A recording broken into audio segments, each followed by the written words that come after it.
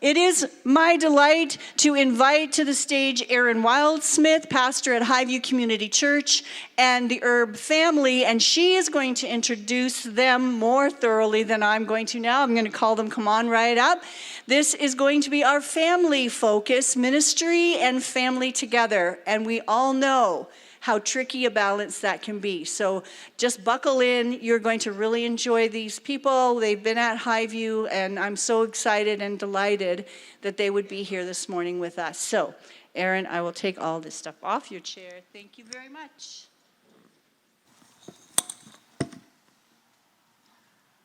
Okay, well, good afternoon or morning or whatever middle part of the day it is right now. As Ruth Ann said, my name's Erin, and I'm the pastor at Highview Community Church in Kitchener, and I'm really excited to introduce my friends to you in this order, okay? Jason, Rhonda, Selena, Jada, Kristen.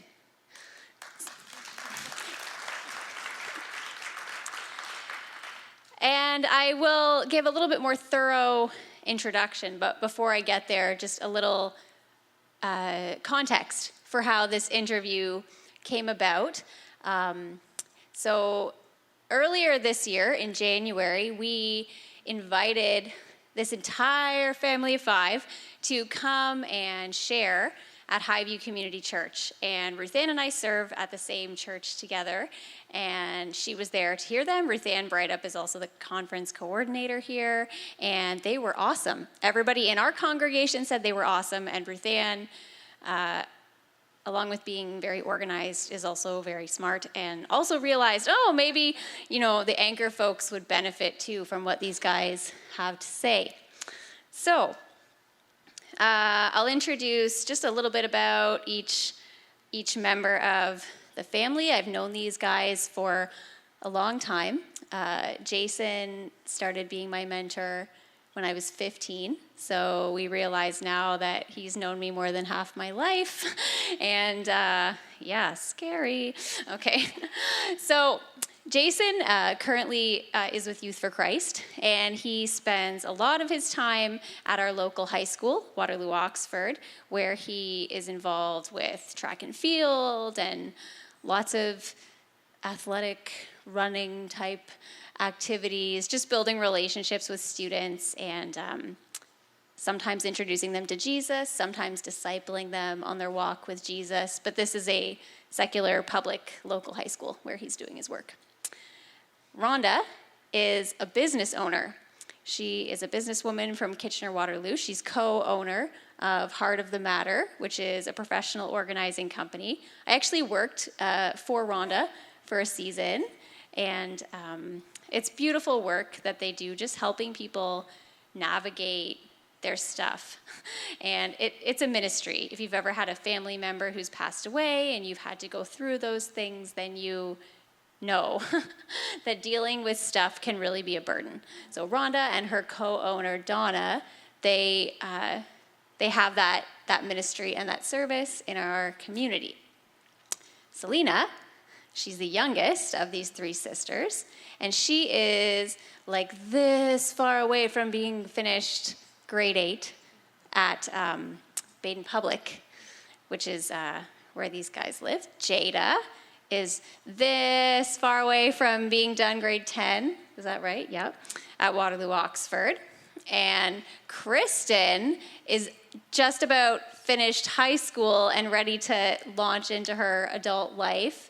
And it's Laurier, right, that you've decided to go and study math. So that's pretty exciting. As I mentioned, I've known this family in lots of different capacities throughout my life. Jason and I have known each other a long time.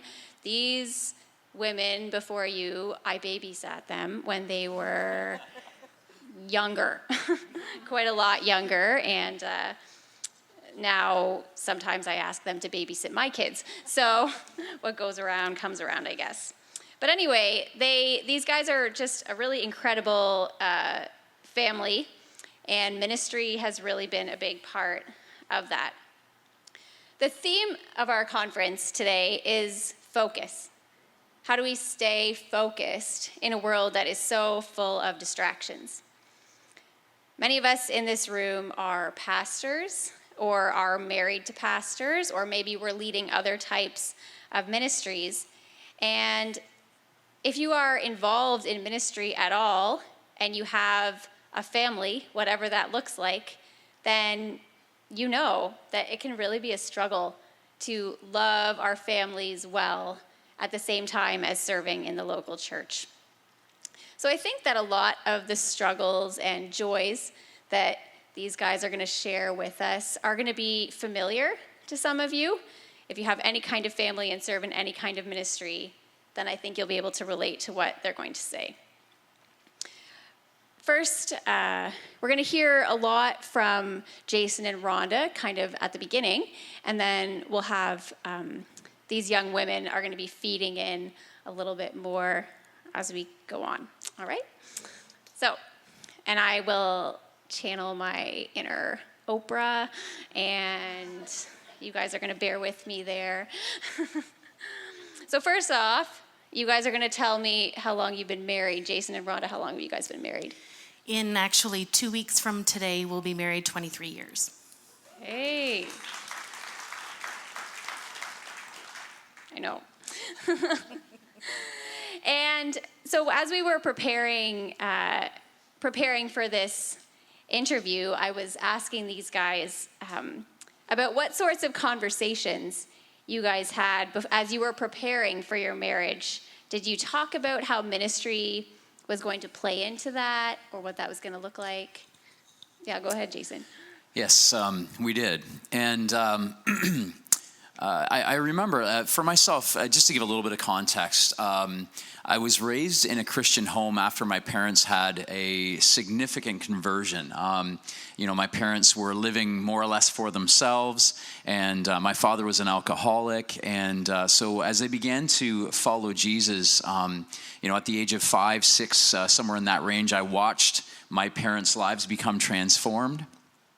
So I began to follow Christ at that season in my life, but I endured some very difficult things growing up, and I won't go into detail with that. But there was a period of time where I had actually wandered away from the Lord and wasn't following him because I guess I misunderstood some of the things that happened, felt that maybe God had abandoned me, had let me down. So at the age of 18, I had a car accident, totaled my parents' car. I had just broken up with my first serious girlfriend. So things were really bleak for me at that moment. And it was in that time that I turned back to my faith in Christ. And that was really significant for me. And I remember even early on having a bit of a sense to ministry, and I'm now 47 years old. I'm still working with youth. I met a pastor the other day, and he was commenting how he doesn't know many people who have stayed in ministry for 20 some odd years. That's pretty rare. I think a lot of guys see it as maybe a stepping stone to associate pastor or lead pastor, but I mean, my heart to this day, even I want to be around young people. I just love young people, and God loves them too, right? And so with that happening, I began to have a sense of calling. So my wife and I started dating when we were 19. And so with this beginning to sense maybe call into leadership, maybe being a bit resistant at first, not sure if I could handle it, not sure if I had what it took. I do remember, though, early in our dating, just saying to her and saying, honey, I feel like, well, I don't think I called her honey then, but that's what happens after 22 years of marriage, right? But I remember saying to her, I sense I'm going to be working with youth, and I just want you to be aware of this. I feel like it would be, I don't know, it just wouldn't be very, very good of me to not make you aware of that. And is that something you want to commit to? So we actually, I believe it was 2 or 3 weeks that we stepped back from our dating. And I just said, do you choose that? If you're choosing me, I really sense that God's going to be calling me into ministry, and there'll be sacrifices that will be required of you in terms of my availability and time and some weekends, etc., especially in working with youth. And so anyway, that was one thing that we definitely had a conversation about. And I said yes. And she still said yes. And I think that was a good decision. I agree. So those were the conversations that you had you're having when you're 19, you're having when you're in your early 20s.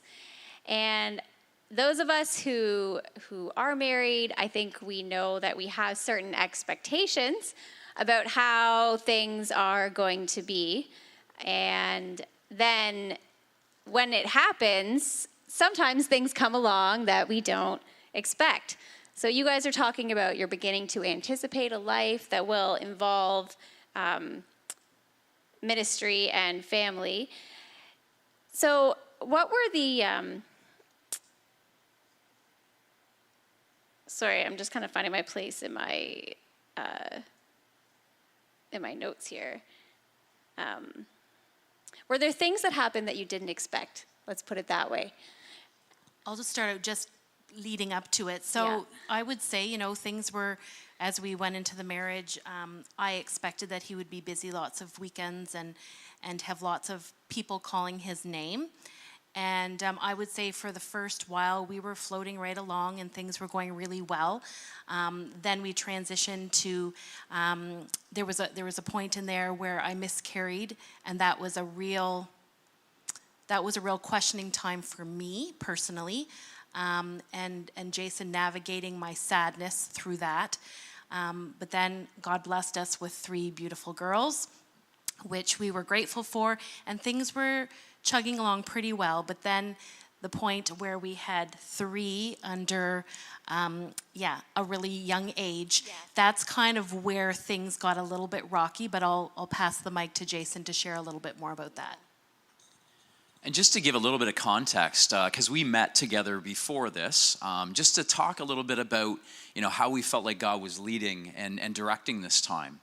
As we were conversing together, and as we started to talk about a difficult season that I particularly went through in ministry and leadership, just really sensing that God maybe wanted us to kind of stay there for a bit of time. So I just want to give a bit of background with that. And so, for myself, starting out in ministry, in 2001, I started with Youth for Christ.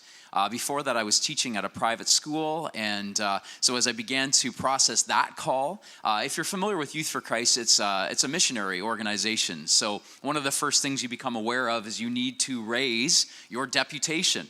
If you want to work, you need to watch God provide the finances for you to do so. At that point, we had a home we had just purchased. Our oldest daughter was 1 at the time. Talk about jumping out of the boat and saying, okay, God, I really feel like you're calling me to work at this high school because there's young people there that are not, donning the doors of our churches.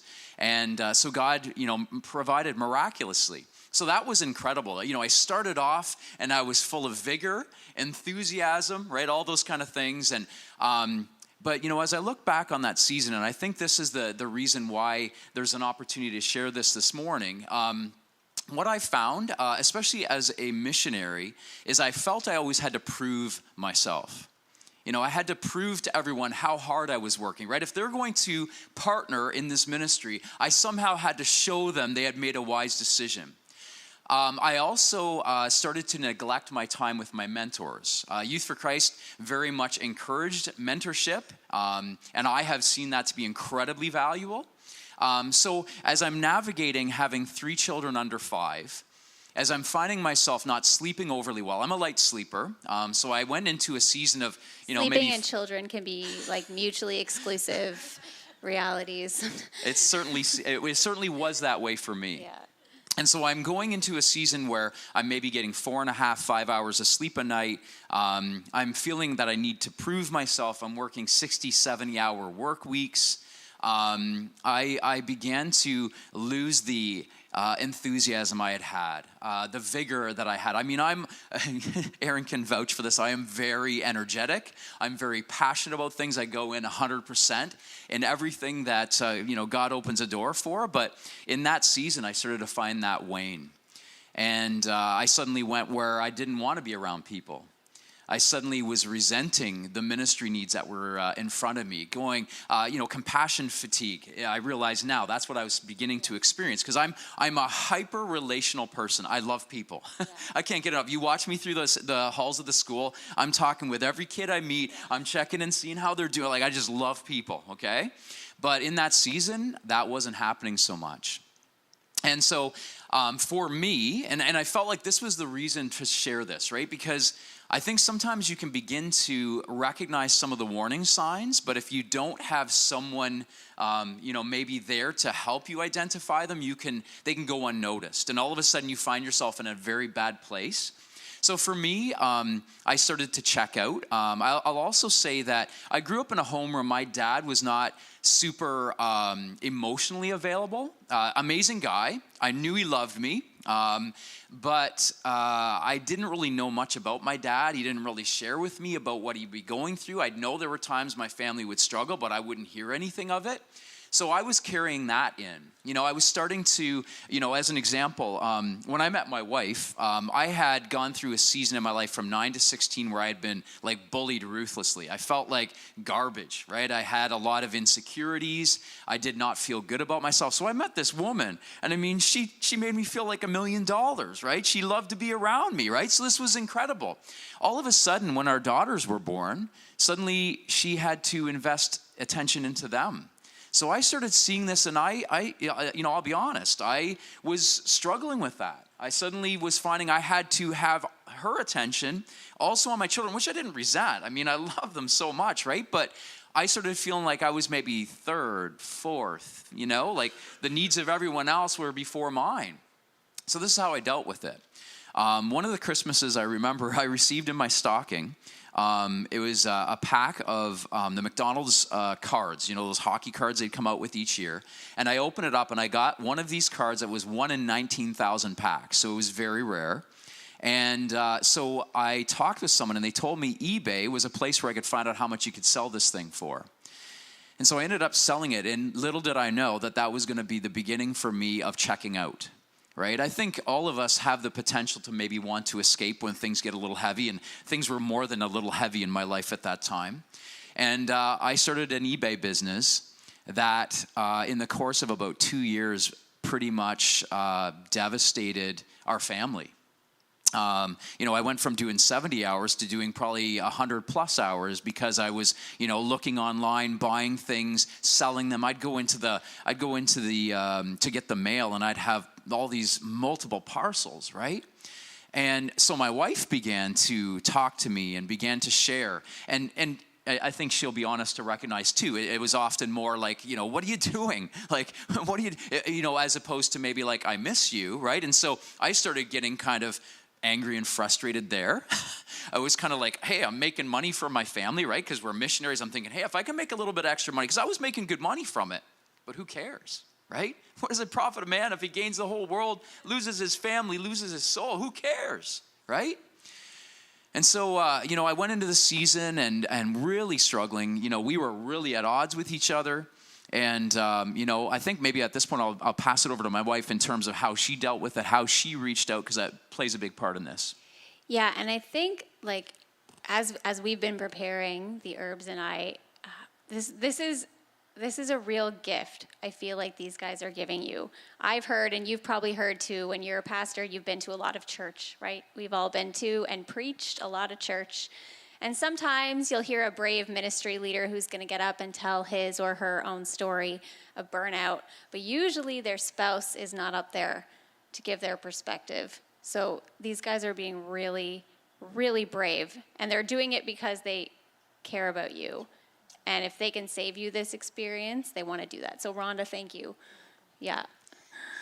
This represents a really difficult time, obviously, in our marriage. I was trying to navigate taking care of 3 very little children and seeing my husband crumble before me.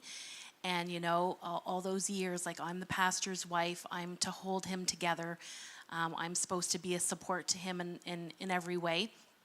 And as he shared, There were times where I didn't handle it right. If I would have come to him and say, honey, I miss you. I would like to spend more time with you. That would have been a better approach than looking at him and saying, like, I don't get it. Like, what's going on? Like, why are you checking out? And it's okay to ask some of those questions. So really trying to navigate that. Then the tough part, which I'm sure some of you can identify in this room, as leaders and ministry leaders, it's difficult to show vulnerability to people in the congregation, family members, to really let them know what's going on. Because as leaders, we are supposed to be an example of what leaders do and how we handle tough times. So it was really isolating. I will just say that right off. For our family to navigate this, to know what was going on behind closed doors, but I had very few people that I could share with. That was hard. So what I did out of desperation is I reached out to one of Jason's mentors. That was a pastoral couple. It wasn't the pastor of our church at the time, which helped a little bit because he was a little bit removed. It wasn't the pastor of the church where we were serving, but it was another pastor. And I remember those desperate phone calls at different times, just crying on the phone going, I don't know what to do. And you're really the only ones that really know what's going on. Obviously, I couldn't dialogue with my kids about it. I had to kind of hide. And we talk about it a little bit. They were pretty young, but I couldn't dialogue with my kids. I really felt like I didn't want to say a whole lot to my family because I didn't want to worry my mom either of what was going on.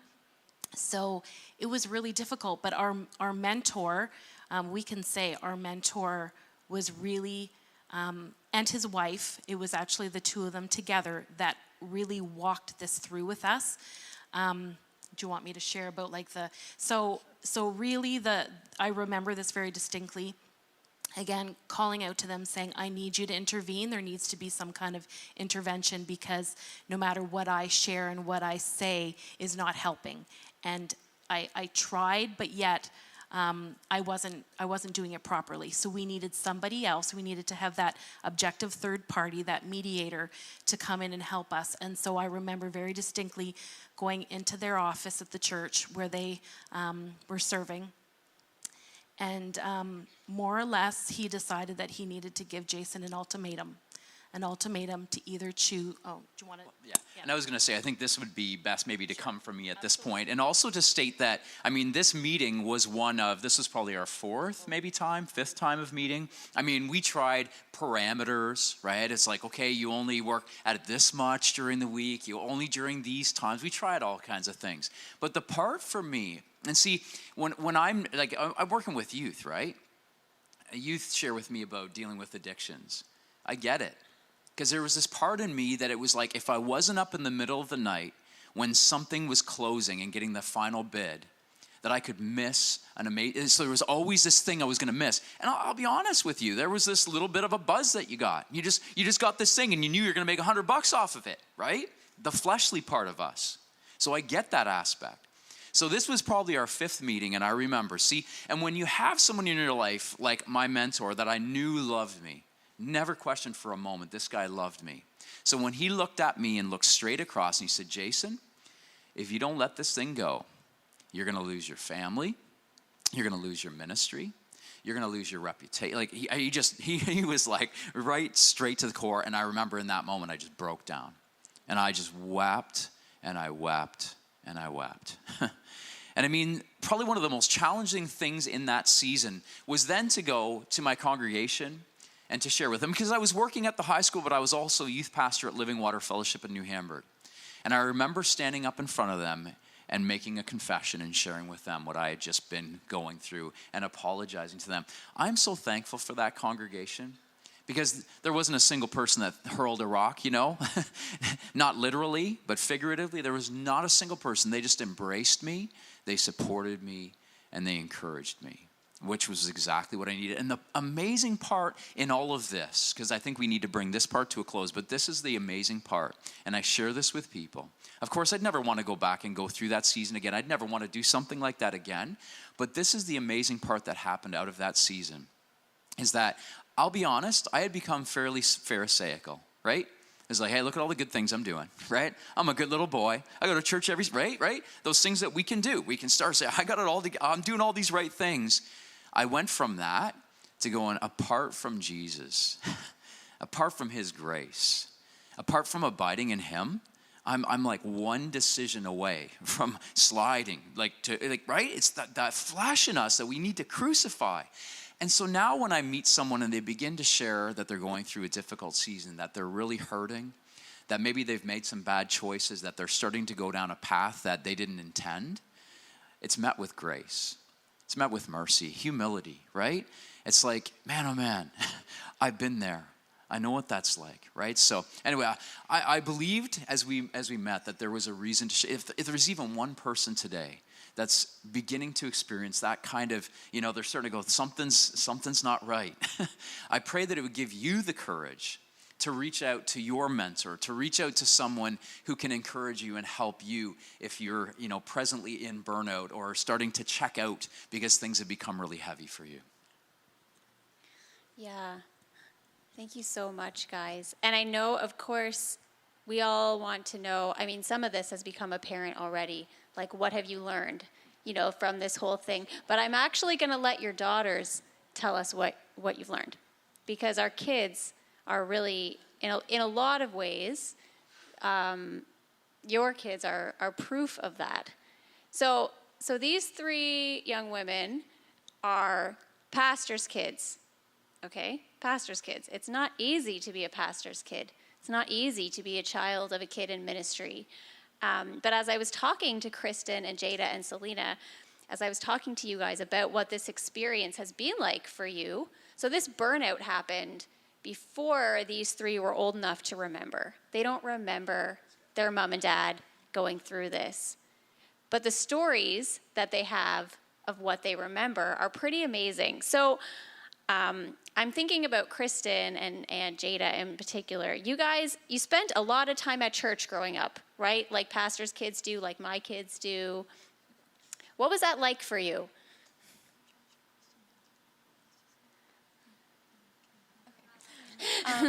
So just on the whole pastor's kid thing, I know there's been different times where you'd hear, there would be rebellious and stuff like that. But I felt like with mom and dad, I feel like they did a really great job at helping us make our faith our own and helping us realize it for ourselves. It was never a pressuring thing. It was just making sure that we always knew that they were there to care for us and help us through what we were going through. And so I feel like that really, really helped us to grow more. They're also very good at making sure that we knew what our spiritual gifts were and what our love languages were so that they could talk to us in a way that we could best receive it. And so through that, they would help us at church to see the things that really made us feel close to God, whether it was through worship or if it was through speaking, working with children. It really helped us enjoy being at church and look forward to being at church because we knew the way that we connected best. Yeah, and with that, one thing that we love to do as a family is worship. And so something that we would like to do is just sit down at the piano and sing together. And that definitely, when we were a lot younger, I remember when we were really, really young, maybe 3, I was probably 3. And we would go in front of our church, and it would be us 3, and our parents would teach us a song, and then we would sing for the church. And I think that definitely helped us because even being up here, it's helped us to be able to be in front of people and to learn about that kind of thing, and also knowing that we love worship. That's something that we all share as a family. So yeah, that's been really cool. Yeah, and these three, all three of them, you guys were all baptized last summer. And Selena, I wondered if you could tell me a little bit about that. So the reason why we all wanted to be baptized together is because we also all gave our hearts to Christ at the same time. And so we just, during that journey, we want to make sure that because we started it together, that we want to continue it together and know that we're all at the same stage and that we can support each other, whereas like were more farther along in their journey, and it was like nice having them to help us along the journey, but also knowing that we're not the only ones at the stage that we were at, that we were all together in it. And so that really helped. And so during our baptism, we thought it was important to do it like at the time that we did, because we knew that the years ahead were going to be when we were making very big choices. And we want to make sure that people knew that we were following Jesus before we could have had the chance to make a wrong decision, knowing that everybody knew, which definitely helped us along our journey. That's awesome. Thank you for sharing that.